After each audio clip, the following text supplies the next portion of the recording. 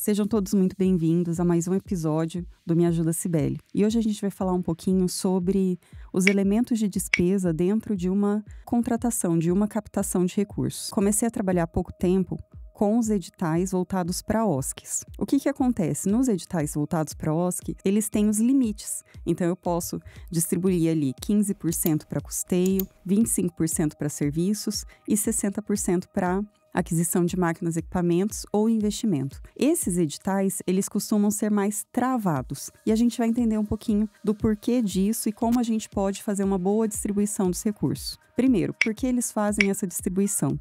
Porque geralmente esses editais, eles existem para atender um programa finalístico de algum ministério. Então eu tenho ali o Ministério, por exemplo, do Meio Ambiente, fazendo uma ação de combate à fome, e para isso ela contrata OSCs, que são as associações de produtores rurais, para atender um programa finalístico dela. Ela tem um orçamento dentro da LOA e ela vai tratar aquele orçamento com uma ação específica e vai descentralizar aquilo para uma OSC. Então, esse é o porquê que isso acontece. Então, ela tem um orçamento e ela quer definir como é que aquele dinheiro vai ser usado. E o que é um custeio? Custeio é justamente toda a operação do negócio. Então, quando você tem uma associação ou uma organização sem fins lucrativos, você tem lá um custo de contabilidade, de internet, de repente você tem um custo de água e luz, até o aluguel. Isso são custos que não são inerentes à operação propriamente dita da associação. Então, assim, eu não estou produzindo algo. Por isso a gente chama de custeio, porque são despesas que estão ali e elas existem independente da organização produzir algo e comercializar algo. Eles estão definindo, geralmente, 15% do recurso para você usar nisso. Então, isso é uma coisa muito legal também, porque não é comum você ter editais que permitem você pagar as despesas administrativas da organização ou da empresa dentro do orçamento de uma captação de recursos. Então, isso é muito legal. Segundo ponto, eles definem que você pode gastar até 25% com contratação de serviço. Então, o que significa? Que você não pode contratar todo o recurso que sobra para formação, capacitação, certificação. Não posso fazer isso. Então, eu tenho um percentual ali de 25% para contratar serviços de terceiros, consultoria, mentoria, palestras, serviços advocatícios, certificação para conseguir um selo de produtos agrícolas, selo de produtos livres de agrotóxicos. Então, assim, eu tenho um percentual para ser usado nisso. E o terceiro ponto, você tem ali 60% para você gastar em investimentos. O que é um investimento? Investimento você pode contratar desde uma obra. Então, eu posso fazer uma pequena reforma, uma adaptação. De repente, eu tenho a necessidade de ter uma estufa, um laboratório. Eu posso fazer isso desde que eu tenha posse do bem, né? Então, eu tenho que comprovar ali que aquela benfeitoria vai ficar para a organização. Então, eu tenho que ter titularidade daquele imóvel. E eu posso ainda comprar equipamentos e maquinário. Qual a diferença de equipamentos e maquinário? Então, por exemplo, quando a gente fala de um edital voltado para combate à fome, que é esse último edital que eu participei, quando a gente fala em equipamentos, eu tô desde uma enxada, tudo que for considerado permanente, mas que não tenha uma tecnologia por trás daquilo, né? Então, uma enxada, um facão, uma tesoura de poda, alguma coisa nesse sentido. E quando eu falo de equipamentos, eu tô falando, sim, de equipamentos mesmo. Então, desde painéis solares, sistema de irrigação, são equipamentos que envolvem algum tipo de tecnologia e vai ter uma produtividade vinculada àquilo. Outros pontos importantes. Tudo que você orça dentro de uma planilha que vai ser submetida à captação vai ser confrontado com os valores que são praticados nos sistemas públicos de compra. A gente tem percebido os órgãos questionarem questões como: o preço desse item está fora do que é praticado no mercado. E como eles analisam isso? Eles vão no painel de preços, existe um site chamado painel de preços, eles consultam lá o item e verificam se aquele item está dentro da média, se tem um máximo e mínimo, e aí eles vão verificar também a especificação técnica do item. Por que isso é feito?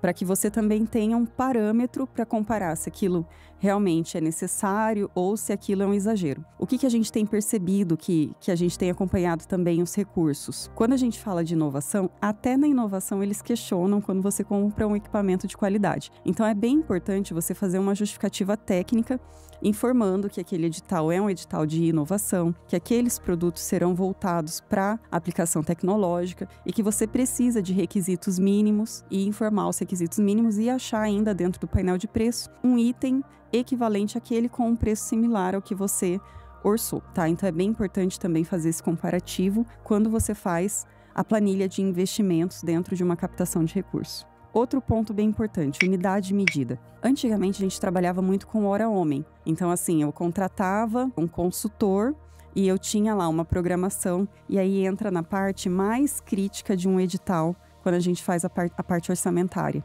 Você saber quanto custa a hora homem, então, quanto custa uma hora do consultor que você vai contratar? Quantas horas serão contratadas? Quantas pessoas cabem dentro do espaço que você contratou? Eu tenho que capacitar 200 pessoas, mas dentro do espaço só cabem 40. Então, quantas horas serão necessárias, sendo que o curso é de 40 horas? Então, eu vou dividir ali, entender que eu vou montar grupos de 40 pessoas por 40 horas para montar uma turma. E aí eu vou fazer quantas turmas forem necessárias até completar as 200 pessoas que precisam ser capacitadas. Então, essa lógica também precisa ser muito bem fundamentada, tanto na metodologia, que você vai definir lá, que o espaço tem capacidade para 40 pessoas, que serão montadas X turmas para atender 200 pessoas. A carga horária de cada curso é de 40 horas, isso significa que vai ser uma semana de curso, e que no planejamento do cronograma de execução, essa etapa do projeto vai durar 1 mês e meio, vai durar 2 meses, porque cada semana vai ser capacitada uma turma e eu vou levar 4, 5 semanas para capacitar.